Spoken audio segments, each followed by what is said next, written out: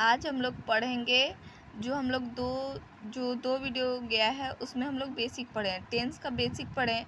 जो 12 वाले जो लोग हैं जिन लोगों का अभी तक सिलेबस कवर नहीं हुआ है उन लोगों के लिए है, क्योंकि इंग्लिश में बहुत सारे बच्चे जो है फेल भी हो जाते हैं, इसलिए बेसिक से पढ़ना सही है और ग्रामर बेसिक के लिए ज़रूरी है। तो देखो पहले हम पढ़ेंगे, इसके पहले तो 2 वीडियो में हम बेसिक पढ़ा चुके हैं और अब देखो अब पढ़ा रहे हैं टेंस। टेंस है कौन? Present tense. देखो प्रेजेंट टेंस पढ़ने वाले हैं। प्रेजेंट में पहला आता है प्रेजेंट इंडेफिनिट टेंस। प्रेजेंट में पहला आता है प्रेजेंट इंडेफिनिट टेंस। पहचान इसका होता है ता है फॉर्म। पहचान क्या होता है? ता है फॉर्म। जैसे एसेटिव सेंटेंस यहाँ पे दिया हुआ है, वह पढ़ती है। इसका फॉर्मूला, एसेटिव सेंटेंस का फॉर्मूला देखो, subject plus verb 1 oblique verb 5। यहाँ पे देखो ऐसे करके और ऐसे चिन्ह दिया हुआ है, तिरछी लाइन या इसको ऑब्लिक कहते हैं, और इंग्लिश में इसको ऑब्लिक पढ़ना ही सही रहेगा। देखो एसेटिव सेंटेंस, वह पढ़ती है, subject plus verb 1 oblique verb 5 plus subject plus other word. Negative sentence दिया है, वह नहीं पढ़ती है, subject plus do oblique does plus not plus verb 1 plus subject plus other word. देखो उसके बाद यह है 3 में इंट्रोगेटिव सेंटेंस, क्या वह पढ़ती है, हाँ या ना में, यस या नो में इंट्रोगेटिव सेंटेंस दिया हुआ है, क्या वह पढ़ती है, do oblique does plus subject plus verb 1 plus object plus other word plus question mark दिया हुआ है, क्योंकि यहाँ पे क्वेश्चन पूछ रहा है। इंट्रोगेटिव सेंटेंस में क्वेश्चन पूछ रहा है क्या वह पढ़ती है। देखो do oblique does plus subject plus verb 1 plus subject plus other और प्लस क्वेश्चन मार्क। उसके बाद दिया हुआ है इंट्रोगेटिव नेगेटिव सेंटेंस। देखो क्या वह नहीं पढ़ती है, do oblique does plus not plus subject plus verb 1 plus subject plus other word plus question mark.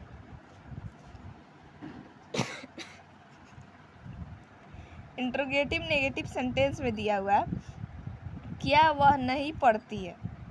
यहाँ पे कह रहा है इसका इंट्रोगेटिव का, यहाँ पे देखो इंट्रोगेटिव सेंटेंस पढ़े, इसका नेगेटिव हम लोग बना रहे हैं, क्या वह नहीं पढ़ती है, do oblique does plus not plus subject plus verb 1 oblique verb 5 plus subject plus other word plus question mark. उसके बाद डब्ल्यू सेंटेंस बनेंगे। डब्ल्यू सेंटेंस पहले पढ़ो कि क्या है। डब्ल्यू वर्ड जो है जिसका शुरुआत हो WH से, जैसे वाट हो गया, वियर हो गया, वेन हो गया, देखो ये सब आते हैं इसमें।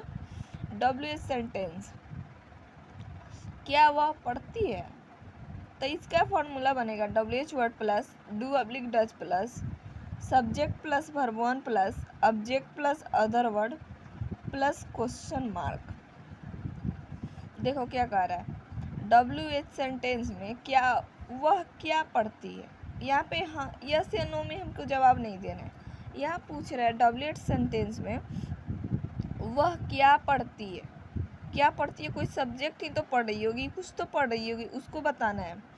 तो इसमें फॉर्मूला लगेगा WH word plus do oblique does plus subject plus verb 1 plus object plus other word plus question mark. उसके बाद आते हैं हम लोग WH का नेगेटिव सेंटेंस।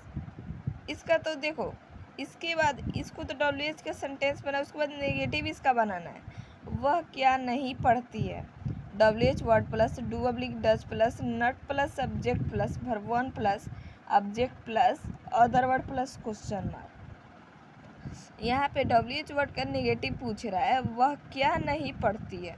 ठीक है, देखो वह क्या नहीं पढ़ती है, WH word plus do oblique does plus not plus subject plus verb 1 plus subject plus other word plus question mark. ठीक है, अब इसका हम ट्रांसलेशन एक बना कर बता रहे हैं।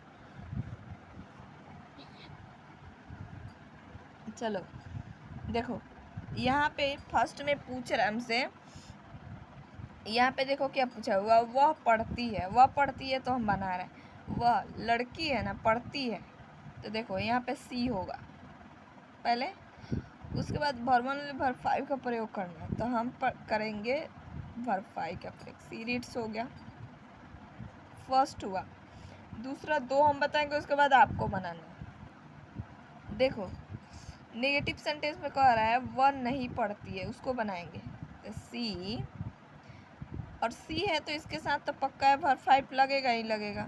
तो देखो सी के साथ डू का प्रयोग नहीं, डज का प्रयोग होता है, डज। यहाँ डज नट हो जाएगा। नट जो होता है उसमें ओ छिप जाता है, ठीक है, इसको भी हम लिखवा देंगे आगे। उसके बाद कह रहे हैं वर्ब 1 का प्रयोग करना है, डज नट रीड। देखो हो गया। और ऑब्जेक्ट अदर वर्ड तो नहीं ना है यहाँ, तो ऑब्जेक्ट अदर वर्ड तो नहीं हम लोग बना सकते। देखो तीसरा बता दे रहा है, क्या वह पढ़ती है, तो पहले क्या सब्जेक्ट बाद में जाएगा। तो देखो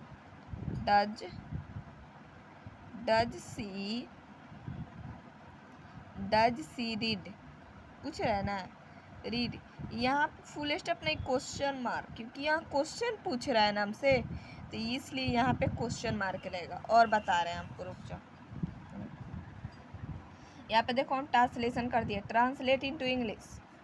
फर्स्ट में है सी रीड, सेकेंड में देखो सी डज नॉट रीड, अभी जो बना करके बताया वैसे ही है। देखो does she read, does not she read, what does she read.